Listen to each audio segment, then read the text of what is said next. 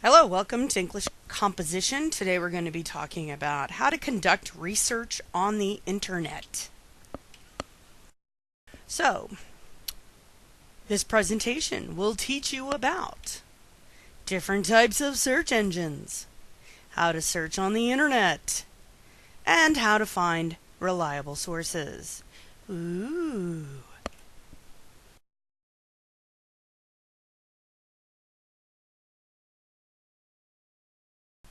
So let's talk about the difference between internet and books.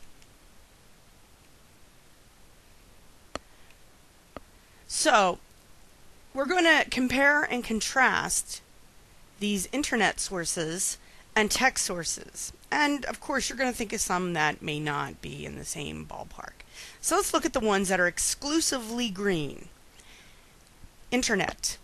Anyone can publish a web page. If a 7-year-old with a fascination for pet shop toys wants to publish a website, I'm sure they can figure it out. So keep in mind that no one checks to see if this information is true or false. There are millions of places to look for information, so it's a great place for lots and lots of info. The internet is much quicker than flipping through books, and you can narrow down what you're looking for more easily. The internet using search engines. Now, let's look at exclusively books and or text. A book has to be published by a publishing company. Editors check and verify the information. Looking for a book can be more time-consuming. You may have to visit a library, and the library, instead of using a search engine, uses the Dewey Decimal System. Now, the two things that they both have that are probably the most valuable, and this is our Venn piece of our Venn diagram right in the center there, and that is both provide sources of information and both are viewed by millions of people each day. So that's ultimately what we're looking for. So but let's how you go about it the is web. going to be up to you in many When ways. Is using the internet better than using a traditional textbook? Topics that are contemporary, meaning modern issues. The internet has more up-to-date information on current events. So if, for example, we just had the government shut down for 5 weeks over the wall that Donald Trump would like to build, that's not going to be a book yet. That's going to be articles on the web. And then other things where you're going to see the topics being very controversial. The internet can give you a lot of different opinions on one topic. It can help you research a topic from very different perspectives.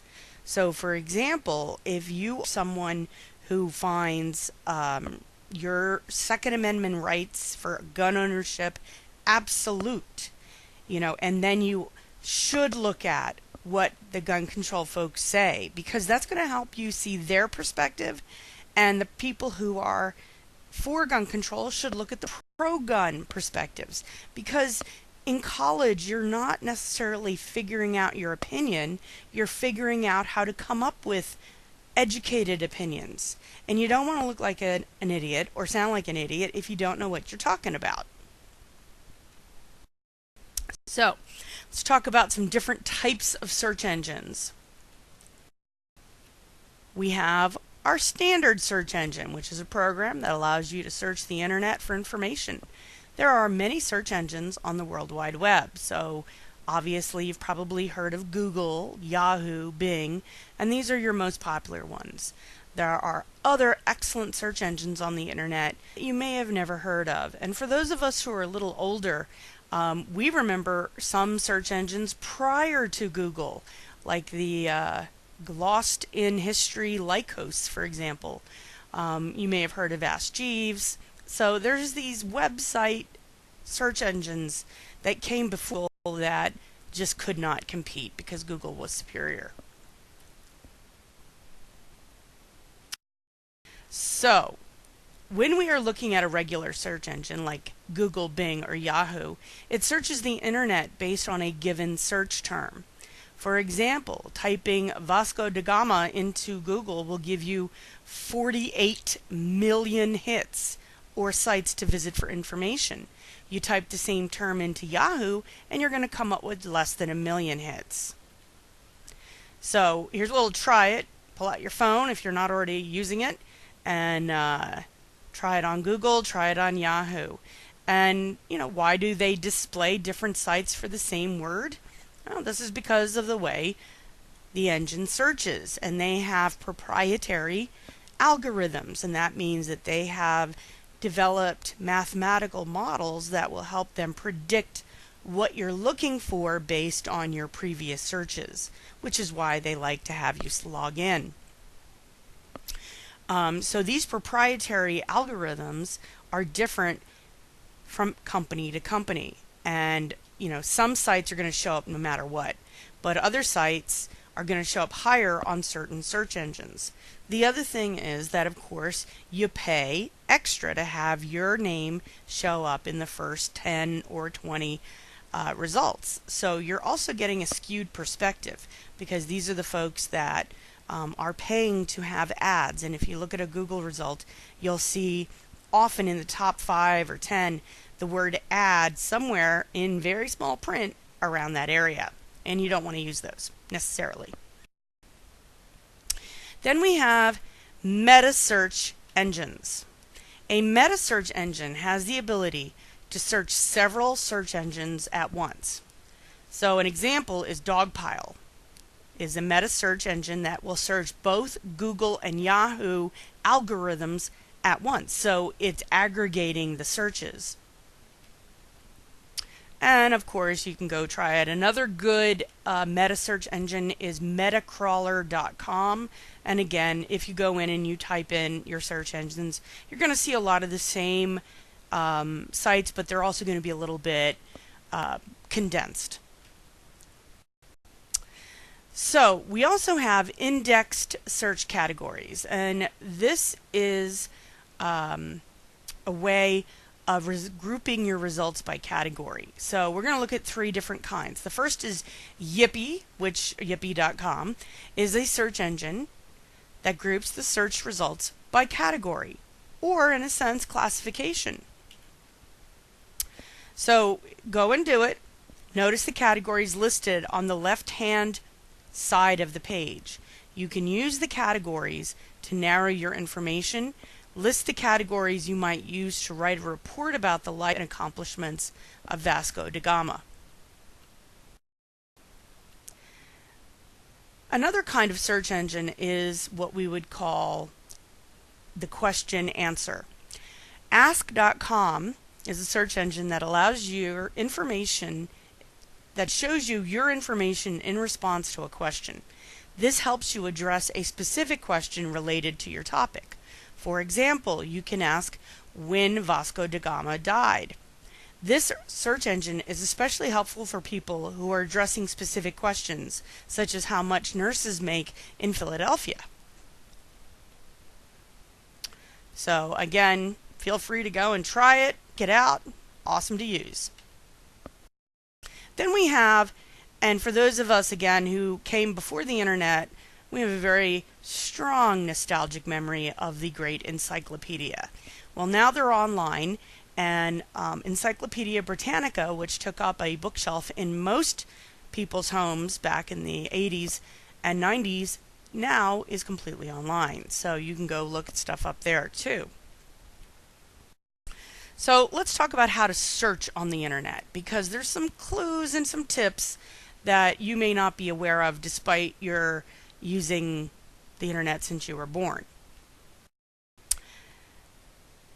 Most internet search engines allow you to use a set of words or symbols to narrow your search.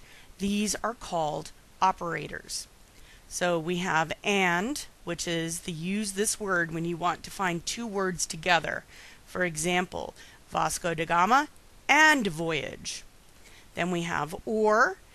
Use this when you accept a couple of words. For example, Vasco da Gama or European settlers. The minus sign, use this symbol when you want to exclude a word. For example, Vasco da Gama minus hot. I think that should be hotel, yes. because there's, of course, a Vasco da Gama hotel, and we don't care about that. Then we have quotations.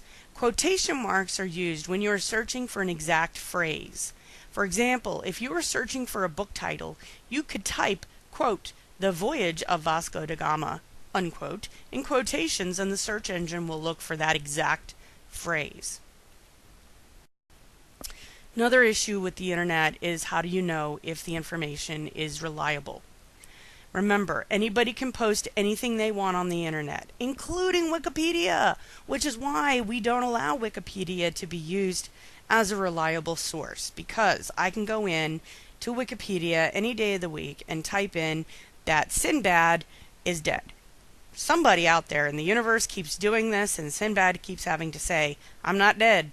But that's the point, is anybody with a little bit of understanding on how to get into web pages can post things, especially wikis. So you have to be careful and always double check your data. Make sure the information you are using comes from a person or organization that can be trusted. Can you trust colleges? I hope so. So if it has a .edu, we should trust our government, more or less, .gov, especially with science stuff. That's important.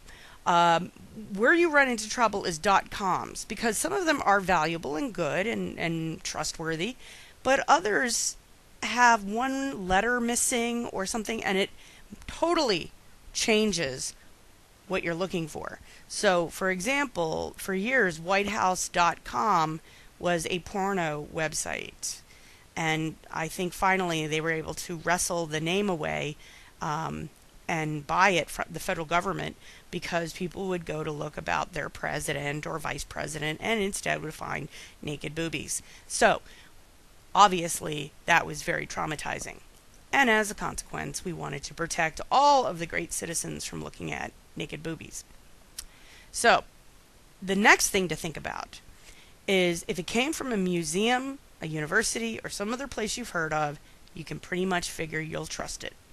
The following slide provides a checklist you can use to decide whether a website is reliable. If the site contains several characteristics in the quote-unquote questionable column, you probably shouldn't use it. So here's our dupe detector. Do large companies you know advertise on this site? So if Toyota or Geico is advertising, you can pretty much guarantee this is a pretty good site. Are there any dead links or links to moved pages? So if that's a yes, that's questionable. And that's the issue with Wikipedia, again, is you'll go down to those references and you'll click on them and nothing happens. It's a dead link. And that is a dead giveaway for it being a bad site. Number 3, do the images support the stated facts? This is something that's really become very prevalent, is there might be a picture of something, but it doesn't match what's really happening. Is the site hosted by a credible provider and reside in a trustworthy domain? And again, .edu, .gov, be careful with some of the .nets, and again, .com is always a question. Are there links and references to other websites, resources, and experts that corroborate this information? Is the resource available in another format? Do the site's authors have other publications with credible sites and publishers? Are the site's authors experts in the subject? What are their credentials? Is contact information provided, and does the place email exist and work? Trust me, sometimes you'll click on the email me and you'll get a file not found. Well, that pretty much tells you it's not a good site. Does the site present highly biased visuals, racist statements, derogatory remarks, and emotional language? Again, if something is there to evoke a strong emotion, it's not really being presented in a neutral way. Is the site professional, meaning, do you see a million spelling errors? Is the grammar atrocious? Does it look like it was translated from Russian or Chinese into some measure of English? Because again, you have to be concerned about the political issues also of people hacking in and changing information. Alright, so let's talk about our search engines. Our internet searching, I got things going all over the place, and good sources. And there it is. Okay, regular search engine versus meta search engine. Search engines that can categorize information, and search engines that will allow you to ask questions. With searching, you want to sometimes use advanced search. And this is a Google option that you can go and just type in advanced search, Google search, and you'll get a menu. Using words and symbols to narrow your search. Make sure you're utilizing a reliable source. And only reliable sources have educationally sound content. So now you're ready to start. Happy internet searching. Make sure if you have any questions, you email or text me. If you are not in my class but have a question, please feel free to leave a comment and I will respond as quickly as I can. Have a fabulous day.